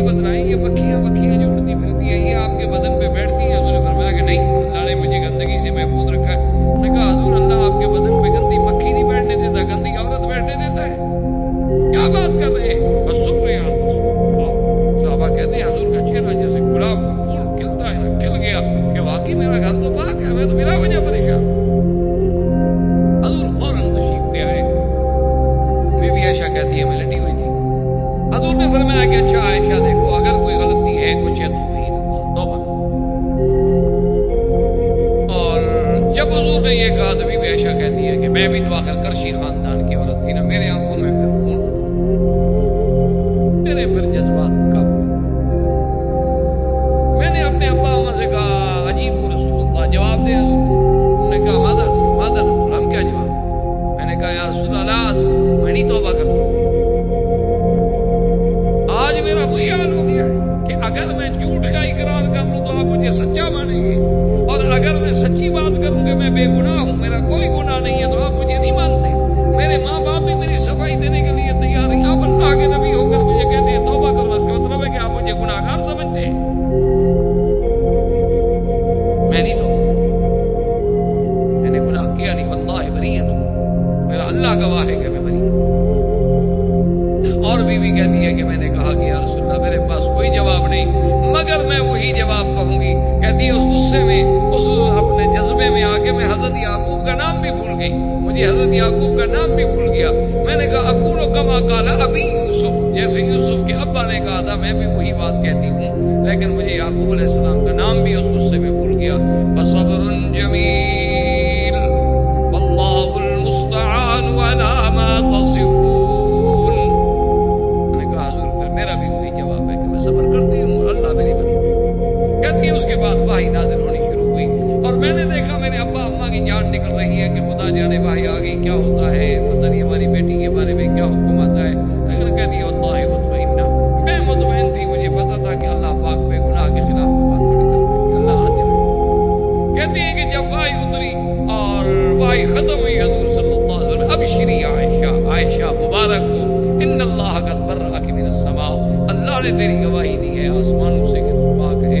حضرت ابی بکر نے کہا قومی عائشہ فشکری رسول اللہ، عائشہ اٹھو اللہ کے نبی کا شکریہ ادا کرو.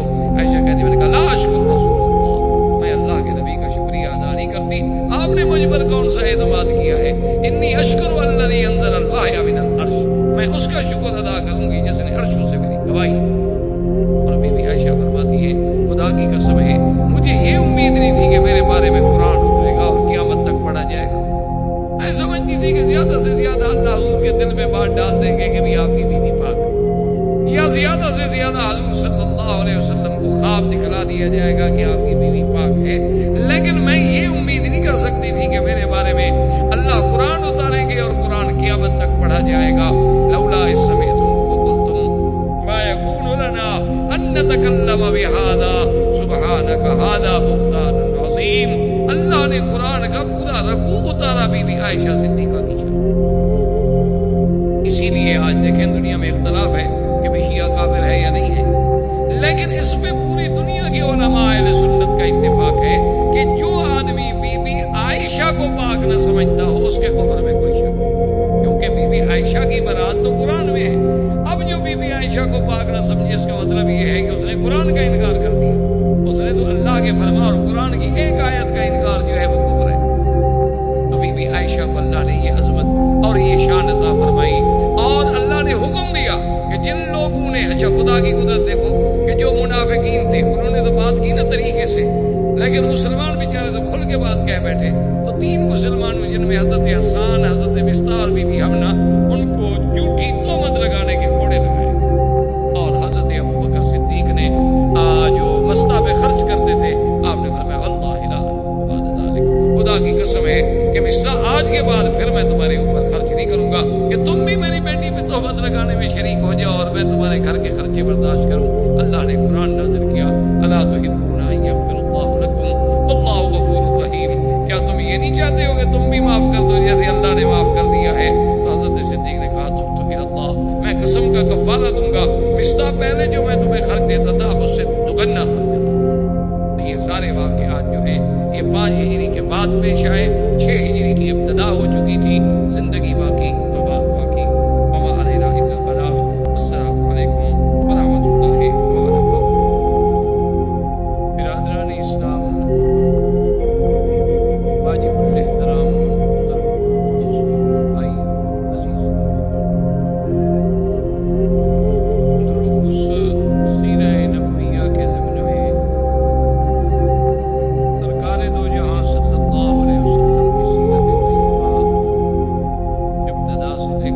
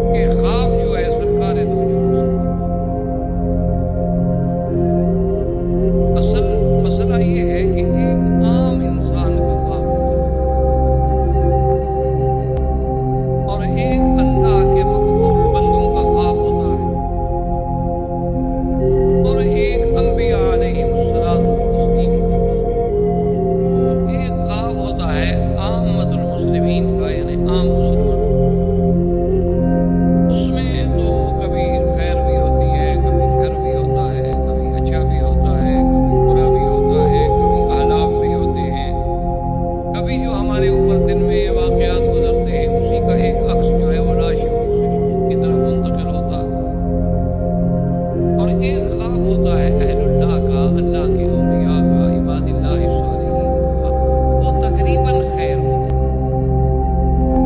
اور تقریباً زیادہ حق اور سچ کے قریب،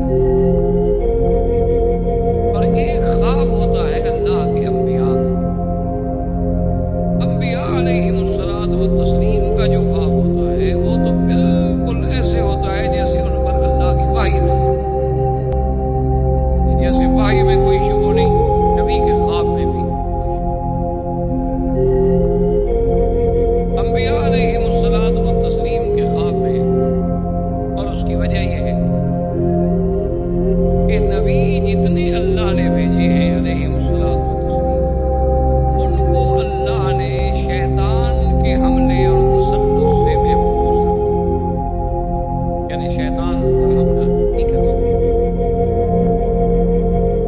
تو جب شیطان کے تسلط سے محفوظ ہو گئے، اب صاف بات ہے کہ انہیں جو بھی رویا ہوگا، خواب ہوگا، وہ رحمان سے ہوگا، شیطان سے تو ہو ہی نہیں سکتا۔ اس لیے انبیاء علیہم السلام کے خواب کو اور ایک عام مسلمان کے خواب کو آسمان و زمین کا فرق ہے، یعنی وہ تو وحی ہے۔ جیسے کہ سیدنا ابراہیم الخلیل علیہ السلام والتسلیم نے بھی خواب دیکھا تھا کہ اپنے بچے کو ذبح کر رہے ہیں،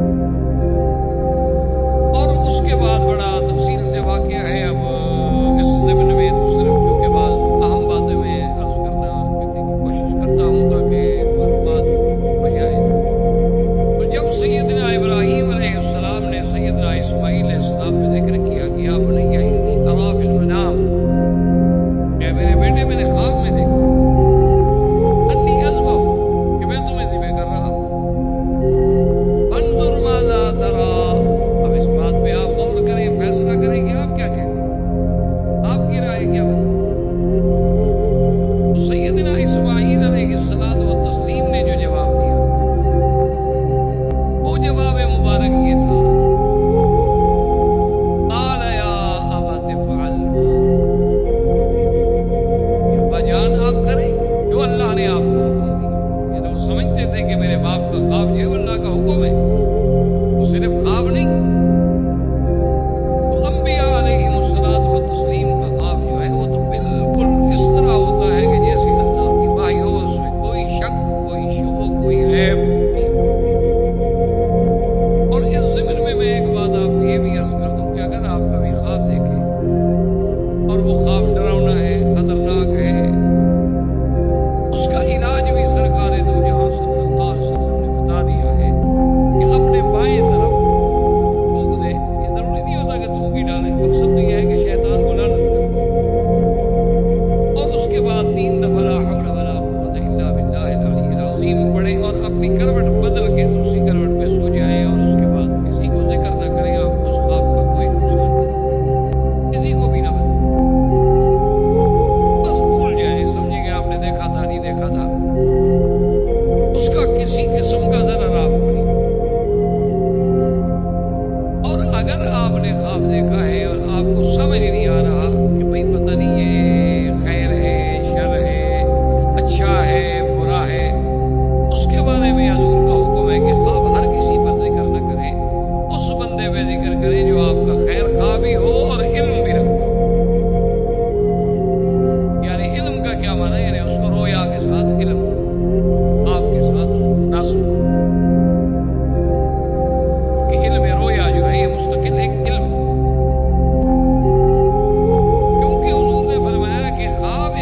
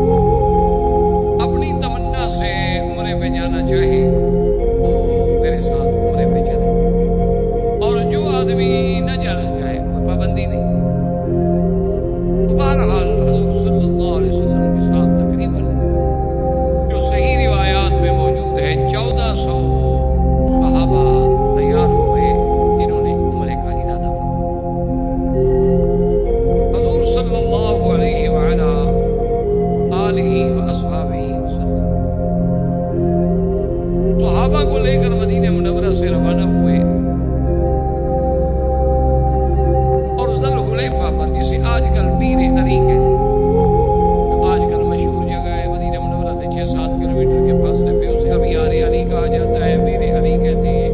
پرانے دور میں اس کا نام ذوالحلیفہ۔ بعض لوگوں نے یہ کہانی ابھی بنا رکھی ہے کہ جی یہاں ایک دیہ ہوتا تھا اور حضرت علی نے اس کو پکڑ کے کنویں میں قید کر دیا تھا، اس لیے اس کنویں کا نام پیر علی رکھ دیا گیا۔ یہ سب کہانیاں ہیں، من گھڑت اور جھوٹی باتیں ہیں جس کا حقیقت سے کوئی تعلق نہیں۔ عرب کی عادت ہے کہ وہ اپنے ابیار کو، اپنے باغات کو، اپنے زمینوں کو، اپنے عمارتوں کو، اپنی جائیدادوں کو جس کی ہو اس کے نام کے ساتھ منسوب کر دیتے ہیں۔ حضور صلی اللہ علیہ وسلم نے وہاں سے احرام باندھا اور میقات سے آپ نے نکلا۔ اسی لیے علماء کرام کا اتفاق ہے، جمہور ائمہ اربعہ کا، کہ آدمی جب میقات پہ آئے تو بغیر احرام کے سیدھا حرم آ رہا ہو تو مکے میں داخل ہو۔ وہ بعض ائمہ اس بات کی رعایت دیتے ہیں کہ بھئی اگر ایک آدمی نوکری کے لیے گیا ہے یا ڈیوٹی کے لیے گیا ہے یا کسی دوست کو ملنے گیا ہے، اس کی نیت عمرے کی تھی ہی نہیں، تو اگر وہ احرام نہ باندھے تو اس پہ دم نہیں پڑے گا۔ لیکن امام ابو حنیفہ رحمۃ اللہ علیہ اس مسلک میں بہت سخت ہے، وہ فرماتے ہیں کہ بالکل نہیں، میقات سے آپ بغیر احرام کے نہیں گزر سکتے۔ اور یہ پہلے بھی میں نے آپ سے عرض کیا تھا کہ امام ابو حنیفہ رحمۃ اللہ علیہ، اللہ سب ائمہ پہ رحمتیں فرمائے، اللہ سب پہ اپنی کروڑوں رحمتیں نازل فرمائے، لیکن وہ مسئلے کا احوط پہلو لیتے ہیں، یعنی ایک ایسا پہلو اختیار کرتے ہیں جو زیادہ جامع ہے، جس میں زیادہ احتیاط۔ اب دیکھیں نا جی، مثلاً آپ احرام سے آ رہے تھے، میقات سے آپ کی ڈیوٹی پہ گئے تھے یا ڈیوٹی کے لیے آ رہے تھے، لیکن اگر آپ نے احرام باندھ لیا ہے تو کوئی امام اس کو غلط تو نہیں کہتا کہ آپ نے کیوں باندھا۔ جو اجازت دے رہے ہیں وہ بھی صرف کہتے ہیں اجازت ہے، یعنی دم نہیں پڑے گا، جرمانہ نہیں ہوگا، وہ یہ تو نہیں کہتے کہ ایسا کریں اچھی بات ہے۔ اچھا، اگر بفرض محال قیامت میں لازمی طور پر 2 مجتہدوں کا اتحاد ہے، لیکن ایک کا اتحاد حق ہوگا۔ اگر قیامت کے دن اجتہاد یہ حق ہو گیا کہ بھی اگر کوئی ڈیوٹی والا ہے یا کوئی دوست کے ملنے والا ہے عمرہ نہ کرے تو اس پہ کوئی جرمانہ نہیں، ٹھیک ہے، کوئی بات نہیں، اچھی بات ہے، بچ گئے بیچارے۔ لیکن جس نے عمرہ کیا ہوا ہے اس کا ثواب تو اللہ ضائع نہیں کریں گے بھی تم نے عمرہ کیوں کیا تھا۔ اور جس نے عمرہ نہ کیا اور قیامت والے دن فیصلہ یہی ہوا کہ نہیں عمرہ کرنا ضروری تھا، تو جن نے نہیں کیا وہ کیا کریں گے؟ وہ کون سے محاسن اس کے بدلے میں ادا کریں گے؟ اور پھر امام صاحب یہ فرماتے ہیں کہ مجھے یہ بتائیں کہ کیا حضور پاک نے بھی کبھی کسی میقات سے تجاوز کیا ہو بغیر احرام کے؟ احباب کرام، اس کے بعد اب آپ اس مبارک سلسلے کی CD نمبر 22 سماعت فرمائیں۔